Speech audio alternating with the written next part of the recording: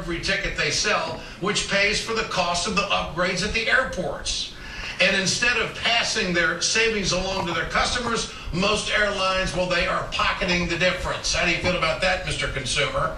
Which, of course, completely destroys the Republican theory about trickle-down economics. Joining me now is Veda Shook. She is the president of the Association of Flight Attendants, the world's largest flight attendant union. Veda, great to have you with us tonight. The airlines, they're not your friend on this. How are they handling this? Well, they're being rather silent on this issue.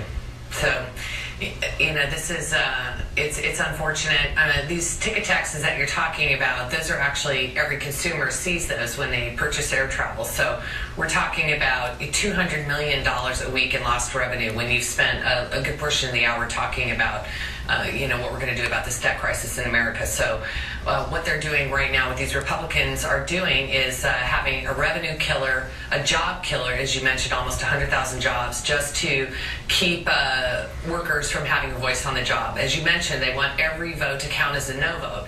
And let's be clear that not one member of Congress would be elected under a similar standard. So it's just outrageous that they're willing to play this catastrophic game of chicken instead of passing a meaningful FAA reauthorization bill. There's a lot of good things in this bill, like next generation air travel, or basic sanitation standards for flight attendants and for passengers. It's not too much to ask. We're first responders, we're professionals every day, and we show up to work on time and we don't walk off the job. And to see these Republicans play this game is just really unfortunate. What about our infrastructure that this is going to affect these 90 to 100,000 construction jobs? What does that mean? Well, there's stop work orders, as they call them, are happening all across the country. This is an impact with 35 states and the District of Columbia and Puerto Rico. And we're talking about, tens of thousands of jobs and 4,000 FAA professionals as well.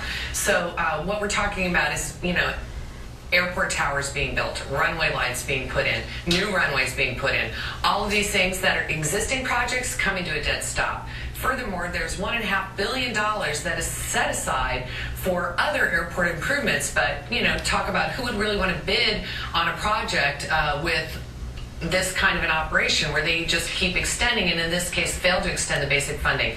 So they did this partial shutdown, and let's be clear, safety's fine. Air traffic controllers are showing up to work every day doing a great job, but they're having an unfunded mandate for this work right now, and they're doing all of this just because they want to make sure that workers at the